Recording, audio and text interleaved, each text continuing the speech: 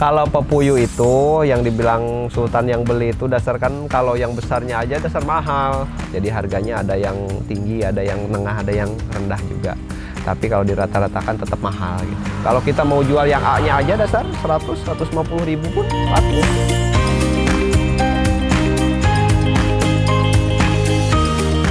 Tahun yang lalu itu kami coba satu buah kolam, ternyata memang bisa berhasil. Masukkan bibit 5.000 ekor, dapat 350 kilo. Keberhasilan di situ memang lumayan.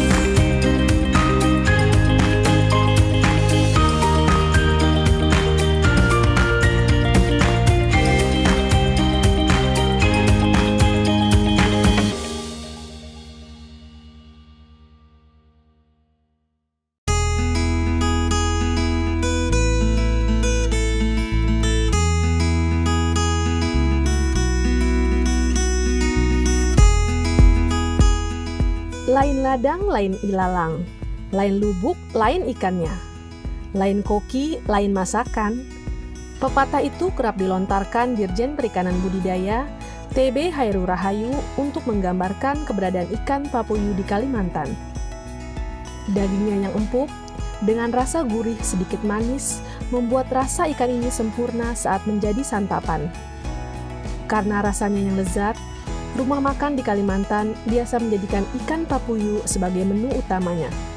Tapi ingat, kita juga mesti tetap hati-hati terhadap durinya. Di Kalimantan, ikan papuyu memang memiliki tempat tersendiri. Dengan harganya yang fantastis di pasaran, menjadikan ikan ini sebagai makanan favorit di kalangan masyarakat. Tidak heran, ikan ini kerap dijuluki sebagai ikan sultan.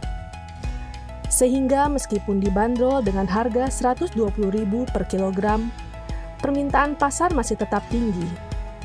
Harganya bahkan bisa mengalahkan udang faname yang dibanderol harga Rp80.000 per kilogram. Memiliki keunggulan di pasar Kalimantan tentu menjadi daya tarik tersendiri bagi petani ikan untuk membudidayakannya.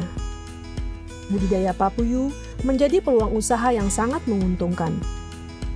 Salah satu pembudidaya asal Banjar, Kalimantan Selatan, Ocim Karsim, terbilang sukses membudidaya papuyu. Sampai sekarang, lelaki asal Ciamis, Jawa Barat ini terus melakukan budidaya papuyu bersama kelompoknya di Banjar.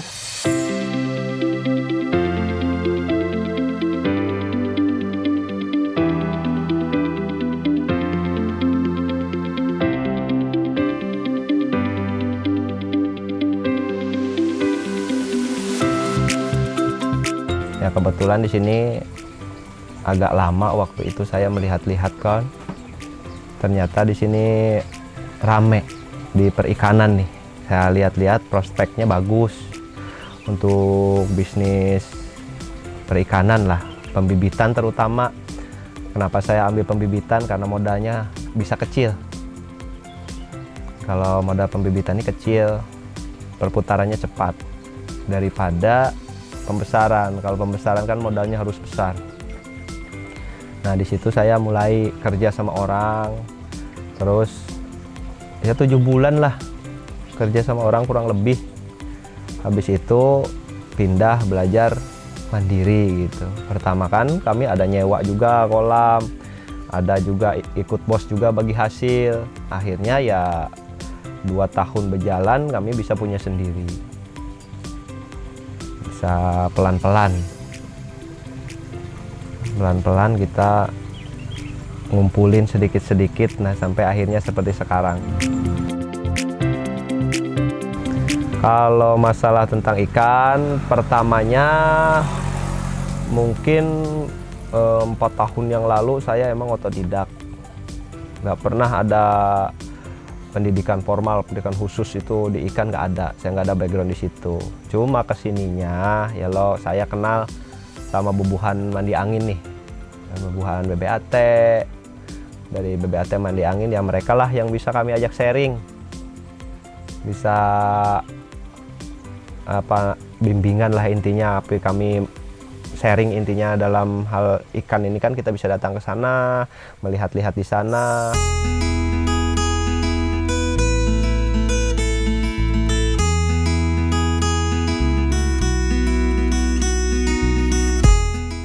Saya pilih lokal itu pertamanya emang karena persaingan untuk di bisnis untuk ikan lokal ini kurang dibanding ikan-ikan yang umum kayak nila, kayak patin itu umum dimanapun ada.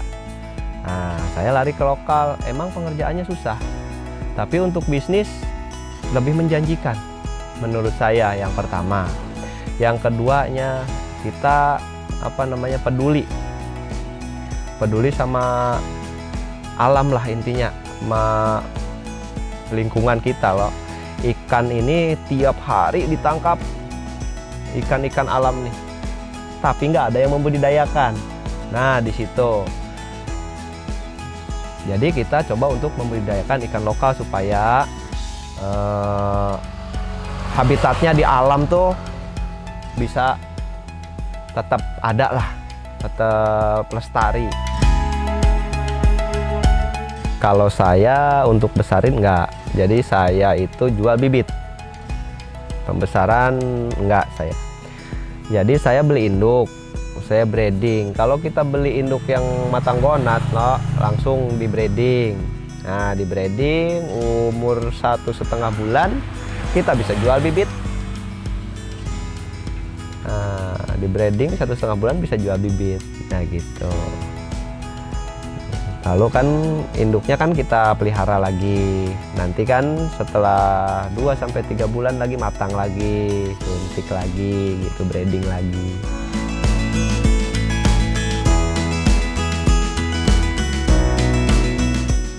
Kalau untuk penjualan, untuk pembeli, untuk di wilayah Kalsel, Kaltim, Kalbar ya, sama ya pokoknya di wilayah Kalimantan aja masih belum bisa terpenuhi sebenarnya dengan banyaknya pembudidaya tuh.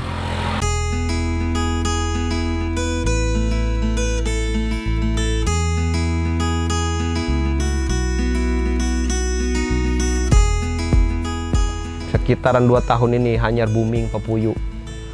Yang lalu enggak, biasa aja dulu. Mungkin tahun-tahun ke belakang. 2 tahun ini memang yang bisa dikatakan spesial untuk pepuyu. Banyak pembesarannya orang yang tertarik. Kalau untuk pepuyu lagi pandemi itu ya kalau bibit pembesaran ramai juga. Cuman emang kalau daya beli masyarakat mungkin berkurang karena emang harganya sih itu kalau di Kalimantan mungkin ikan-ikan sultan lah yang ini kan. Kalau pepuyu ini ya sama lah kita konsumsi daging sapi ibaratnya kan. Jadi kalau kita beli misalkan induk pepuyu, kalau misalkan dari BBAT lah kita beli loh paketan. Misalkan kita beli 2 paket yang matang gonat misalkan lah. Kita breeding. Anggaplah modalnya kan 500.000 untuk beli induk, 500.000 loh. Nanti kita breeding, anggaplah obat 300.000, jadi 800.000 modal nyuntik breeding sama induk. Nah nanti turun ke kolam, pepuyu itu turun larvanya ke kolam, modal 800 tadi. Anggaplah umpan misalkan habis 3 sak, 4 sak lah sama yang ini, 4 sak kali 250 1 juta. Jadi modalnya anggaplah 2 juta. Kita bulat-bulatin untuk pepuyu. Nah, anggaplah nanti panennya kita 80.000.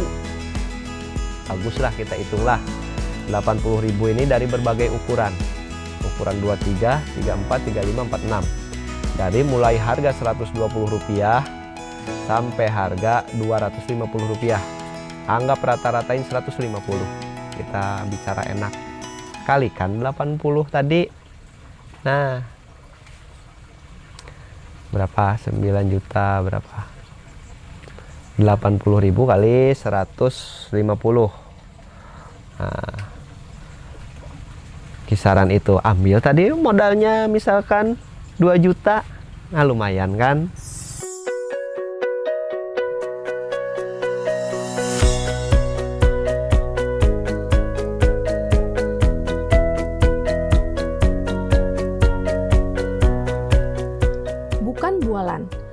budidaya ikan papuyu memang sangat menguntungkan. Keberhasilan tersebut juga dirasakan Sarkani, warga desa Karangintan, Kecamatan Karangintan, Kabupaten Banjar, Kalimantan Selatan. Dia tekun membesarkan papuyu hingga siap dipasarkan. Kelompok budidaya ikan atau Pokdakan Papuyu Sakti Banjar yang dipimpinnya tergolong sukses memasok kebutuhan pasar papuyu di Kabupaten Banjar. Pembesaran ikan papuyu ini sepertinya seperti halnya ikan-ikan yang lain.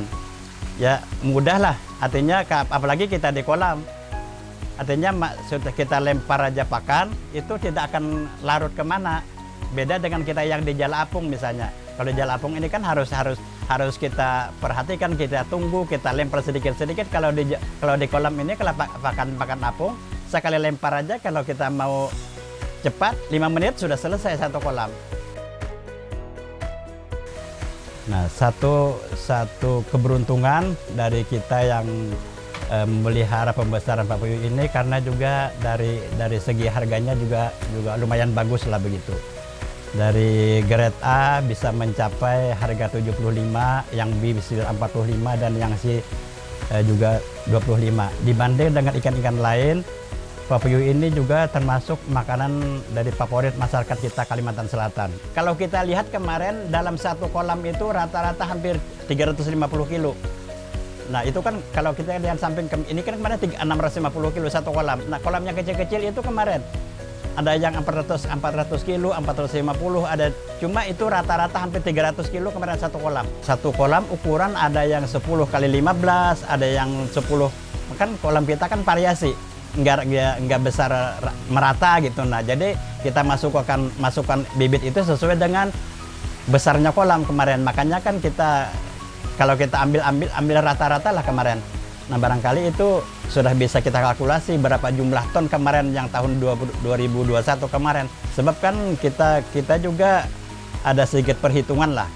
Kalau kita masukkan bibit kan. Misalnya kita prediksi, misalnya kita jangka nanti waktu panen di bulan 12 atau di bulan 1 misalnya. Nah jadi kita hitung mundur bulan berapa kita harus naruh bibit yang banyak gitu. Nah supaya nanti waktu kita panen sesuai dengan kita prediksi misalnya tahun ini akan kemarau, harga papuyu akan lebih bagus lagi. Nah itu misalnya kenapa? Karena kita yang budidaya ini sangat berpengaruh dengan ikan tangkapan yang alami. Nah di situ kendalanya.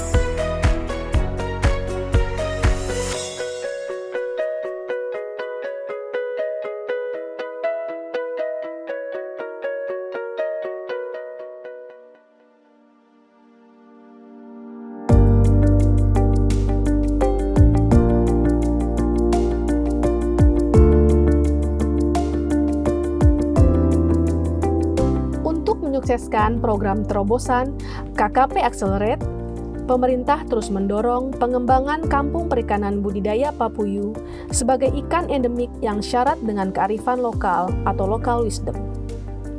Kedepan, kampung perikanan berbasis kawasan yang dicanangkan Direktorat Jenderal Perikanan Budidaya dapat menjadi motor penggerak ekonomi berbasis kearifan lokal.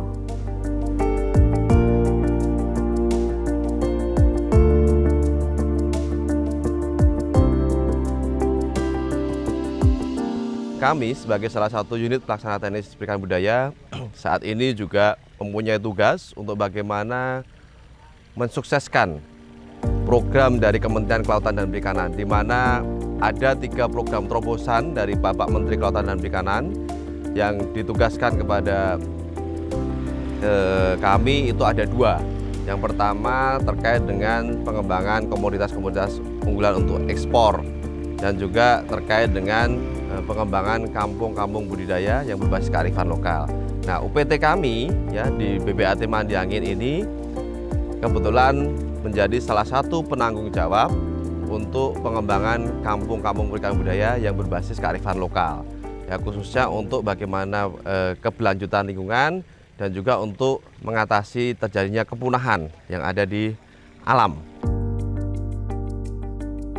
Kami di BBAT Mandiangin itu mempunyai teknologi-teknologi terkait dengan budidaya ikan-ikan lokal yang mempunyai nilai ekonomis tinggi yaitu antara lain nih, ikan gabus haruan, ikan papuyuh, ya, ikan jelawat, ikan belida, ikan baung, ya, dan juga ikan-ikan endemik lainnya.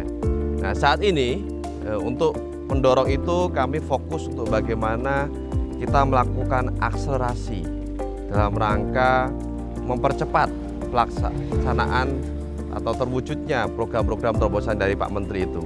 Yang saat ini kami ditugaskan untuk melakukan pendampingan teknis, ya, di beberapa provinsi khususnya untuk pengembangan ikan lokal, yaitu antara lain di Provinsi Kalimantan Selatan ini kita ada 3 kabupaten kota. Yang pertama di Kabupaten Banjar itu untuk pengembangan kampung ikan papuyuh, ya. Yang kedua di Kabupaten HSS itu Hulu Sungai Selatan itu untuk pengembangan komoditas gabus haruan. Yang ketiga di Kabupaten Hulu Sungai Tengah juga untuk pengembangan kampung ikan gabus haruan. Mengapa kampung papuyuh dan kampung gabus haruan ini sangat penting untuk diakselerasi? Yang pertama adalah bahwa komoditas-komoditas ini khususnya papuyuh dan gabus haruan ini mempunyai nilai ekonomis yang sangat tinggi. Ya, di Kalimantan Selatan ini ikan papuyuh itu sangat digemari oleh masyarakat, pangsa pasarnya sangat tinggi dan harganya cukup tinggi, bahkan bisa mencapai 120.000 per kilo. Ya, ini tentunya menjadi salah satu alasan kenapa kampung-kampung budidaya untuk 2 ikan endemik ini perlu didorong di Kalimantan Selatan. Balai Perikanan Budidaya Air Tawar Mandi Angin yang merupakan kepanjangan tangan Direktorat Jenderal Perikanan Budidaya telah mengembangkan indukan dan benih papuyuh unggul. BPBAT Mandi Angin berhasil menggunakan teknologi bioflok sehingga pertumbuhan papuyuh lebih cepat dan lebih besar. Karena lebih mudah, kini teknologi yang dijalankan di BPBAT Mandi Angin juga sudah mulai diterapkan di masyarakat. Jadi kalau konvensional itu yang pertama dia kepadatannya per meter persegi itu sekitar 50 ekor. Nah, kalau bioflok ini dengan teknologi bioflok itu kepadatannya bisa ditingkatkan sampai 4 sampai 5 kali, bahkan bisa sampai 8 kali. Jadi kalau kami di sini 4 kali 200 ekor per meter persegi. Tapi memungkinkan masih ditingkatkan menjadi 400 ekor per persegi. Kemudian yang kedua juga untuk lokasi atau wilayah untuk pemeliharanya juga bisa di tempat yang tidak memerlukan tempat yang luas atau terbatas. Jadi di samping rumah pun cukup dengan 2, 4 atau 6. Jadi sesuai dengan kemampuan kita untuk melakukan budidaya ikan pembesaran ikan papuyuh ini. Keunggulannya cukup banyak sebetulnya. Jadi kalau untuk pakan kita bisa menekan FCR. Karena teknologi bioflok kan kita membentuk bioflok dalam media itu. Jadi kita bentuk bioflok. Nah, itu bisa jadi sebagai alternatif pakan ikan papuyuh itu sendiri. Kalau konvensional dia pakannya terbatas hanya pada pakan pelet itu sendiri. Jadi nggak ada pakan lain. Untuk FCR kalau untuk ikan lokal papuyuh itu FCR-nya bisa mencapai 2,5 sampai 2, bahkan ada yang 3. Tapi untuk bioflok kita bisa menekannya di bawah 2, 1,5 sampai 1,8. Jadi cukup jauh memang. Sepanjang yang kami lakukan itu memang bisa mempercepat antara 1 sampai 2 bulan. Jadi kalau biasanya kita pelihara ikan papuyuh dengan konvensional itu di kolam semen itu bisa sampai 8 bulan, apalagi di kolam terpal yang sumber makanannya dari luar itu sangat terbatas sekali, itu bisa 8 sampai 10 bulan. Kalau dengan teknologi bioflok itu kita bisa memperpendek 2 bulan, bahkan 6 bulan pun kita bisa panen dengan ukuran 1 kilonya itu 10 ekor sampai 15 ekor. Kalau untuk yang terutama yang sama sekali dari nol yang tidak tahu budidaya sama sekali, teknologi ini sebenarnya mudah, sangat mudah sekali. Jadi cuma memerlukan kesabaran kita saja. Jadi kalau mau belajar teknologi bioflok itu bisa datang ke tempat kami, magang gratis tanpa dipungut biaya. Jadi silahkan nanti kami bimbing. Dalam waktu 2 minggu sampai 1 bulan sudah, insya Allah sudah bisa menguasai. Karena memang sangat mudah. Yang penting tahu cara bagaimana mengolah atau menjadikan media menjadi bioflok, kemudian manajemen pakannya bagaimana. Ikan papuyuh beda dengan yang lain. Ikan papuyuh itu sistem makannya dia ad libitum, artinya kita kasih makan sampai kenyang, walaupun dengan presentasi yang sudah kita tentukan. Tidak seperti ikan lain yang sudah ditentukan langsung makan tinggal, tapi memang perlu untuk pemberian makannya itu memerlukan kesabaran yang cukup lah, jadi kita kasih makan gitu. Jadi kalau untuk teknologi bioflok ini, pembesaran ikan papuyu teknologi bioflok, untuk benih yang kami sarankan untuk mulai pembesaran itu minimal 5 cm. Tapi yang paling bagus itu 6-7 cm. Itu yang paling bagus. Kenapa ukuran seperti itu, ukuran 5-7, atau kalau saran kami itu 6-7. Oh ya, mohon maaf, dengan catatan benihnya itu pun ukuran 6-7 itu maksimal umurnya 3 bulan semenjak dia netas. Jadi kita harus tahu spesifikasi dari benih itu sendiri. Boleh kita tanyakan ke penjual benih umurnya berapa, jangan lebih dari 3 bulan. Kalau lebih dari 3 bulan sebaiknya kita, karena dengan 3 bulan itu maksimal 3 bulan ukuran 6-7, kita berharap ikan papuyu yang kita pelihara itu sebagian besar betina, karena ikan papuyu yang lebih cepat besar ikan betinanya, bukan ikan jantan. Kalau ikan jantan lambat sekali besarnya. Jadi yang kita perlukan untuk pembesaran itu benihnya ikan betina papuyu, yaitu dengan harapan 3 bulan ukuran 6-7 itu adalah sebagian besar betina. Itu untuk pembesaran ikan papuyu. Jadi kalau untuk pembesaran ikan papuyu, memang papuyu itu sifatnya dia binatang ikan yang omnivor, sifatnya memakan segala. Tapi cara makannya pun kita manajemen pemberian makannya berbeda dengan ikan yang lain. Jadi kalau untuk ikan papuyu kita berikan secara ad libitum, artinya kita beri sampai kenyang. Jadi nggak langsung kita beri banyak langsung, tapi kita beri sedikit demi sedikit. Kemudian kita lihat sampai respon ikan papuyu itu kurang makannya. Begitu respon kurang, stop, kita berhenti. Untuk pemberian makannya bisa kita lakukan dalam satu hari itu 3-5 kali. Misalnya kalau 3 kali, pagi, siang, sore, atau pagi, sore, malam boleh. Atau 4 kali, pagi, siang, sore, malam, atau 5 kali pun boleh. Kalau untuk ikan papuyu yang dipelihara dengan sistem teknologi bioflok, itu yang biasa kami lakukan itu dia cukup sampai 2% biasanya sudah kenyang dalam satu hari dari berat biomasa. Sedangkan untuk konvensional tanpa bioflok sampai 5% pun dia masih respon pakannya masih bagus. Jadi itu pun kadang-kadang kita batasnya 5% karena untuk menghemat biaya pakan. Kalau ikan papuyu itu dari yang ukuran kecil sampai besar itu sangat beragam. Jadi untuk sistem panennya pun tidak langsung. Jadi bisa bulan ini kita grading, yang besar yang sudah ukuran konsumsi kita panen, yang masih ada itu langsung kita pindah ke tempat lain untuk dibesarkan lagi. Bisa 2-3 bulan baru habis. Untuk teknologi bioflok yang perlu diperhatikan selain benih dan pakan itu biofloknya sendiri. Jadi media biofloknya itu sendiri. Jadi kita tidak cuma awal bikin media bioflok, kemudian kita tebar benih, kita pelihara, tapi selama pemeliharaan media bioflok perlu kita pelihara. Itu salah satunya dengan penambahan biang vlog namanya. Nah itu ada caranya, tidak sulit, sangat mudah sekali. Cuma dengan 2 bahan cukup, itu setiap 1 minggu sekali, 7 hari sekali, itu kita kasih media biang vlog itu untuk penumbuhan, mempertahankan vlognya itu sendiri. Kemudian yang tidak kalah penting itu pembuangan limbah. Ada limbah-limbah sisa pakan atau feses yang tidak termanfaatkan oleh bakteri, diolah menjadi bioflok, itu akan mengendap ke bawah. Itu harus kita buang seminggu sekali minimal, atau seminggu 2 kali minimal kita buang. Jadi kita buang cukup dengan membuka pembuangan selama 10-20 detik cukup, sampai air berubah warna menjadi bening lagi. Jadi kalau untuk pemeliharaan vlog sebetulnya sangat mudah sekali, tidak sulit, memang memerlukan kesabaran saja. Karena untuk mempertahankan vlog itu cuma perlu 2 bahan. Kalau kita molase sama probiotik cukup itu. Itu kita campur 2 bahan itu dengan air, kemudian kita fermentasi terbuka dengan aerasi selama 1 minggu sudah jadi. Nah itu untuk mempertahankan vlog. Itu kita berikan ke medianya seminggu sekali, 2 liter mungkin atau 1 liter cukup. Itu untuk mempertahankan vlog. Jadi mudah, cuma memang perlu kesabaran, ketelatenan, itu aja sebenarnya, ketelatenan. Kalau bioflok itu lebih ketelatenannya, bukan teknologi. Kalau teknologinya sangat mudah. Jadi dengan penambahan 2 bahan yang sederhana itu, molase pun bisa diganti dengan gula merah. Nah probiotik untuk menambahkan bakteri, mempertahankan bakteri pembuat vlog itu. Sebenarnya lebih ke arah situ saja, bukan teknologi yang sulit. Untuk memuluskan program terobosan, KKP Accelerate tentu harus mendapat dukungan dari semua pihak, termasuk pemerintah pusat dan daerah.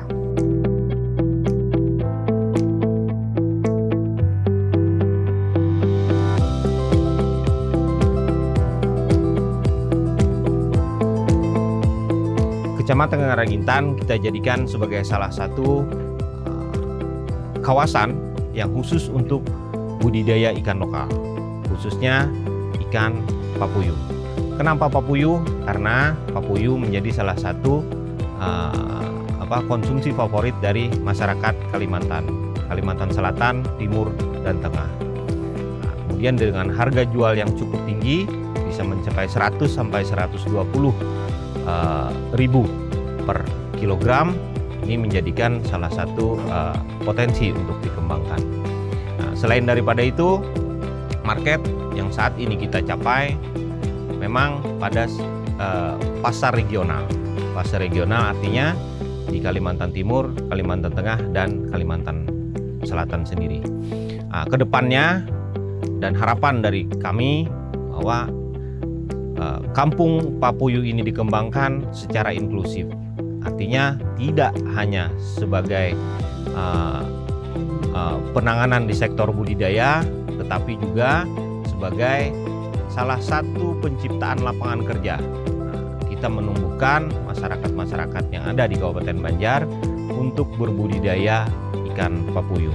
Dengan dicanangkannya kampung papuyu ini juga diharapkan kita dapat melestarikan sumber daya ikan, khususnya ikan lokal, yaitu ikan papuyu, karena pada saat ini kondisi di sektor penangkapan cenderung menurun. Tidak salah, Kementerian Kelautan dan Perikanan menjadikan ikan papuyu sebagai ikan endemik Kalimantan Selatan yang akan diproduksi melalui program terobosan Kampung Budidaya Perikanan Lokal. Pasalnya, ikan papuyu memiliki nilai ekonomi yang tinggi dan sangat potensial jika dikembangkan untuk memenuhi kebutuhan pasar lokal. BPBAT Mandiangin secara teknis bertanggung jawab menjadi pendamping untuk mengembangkan ikan lokal, khususnya papuyu di wilayah Provinsi Kalimantan Selatan, agar bersama-sama dengan pembudidaya mengembangkan varietas unggulan. Dari segi ekonomi, potensinya cukup besar, terbukti dari data Badan Pusat Statistik bahwa ikan papuyu menjadi penyumbang inflasi di Kalimantan Selatan. Dengan demikian, kampung perikanan budidaya diharapkan mampu menjadi mesin pertumbuhan ekonomi regional dan meningkatkan kesejahteraan para pembudidaya, serta terus menjaga lingkungan dengan meminimalisir ikan tangkapan yang dilakukan secara masif.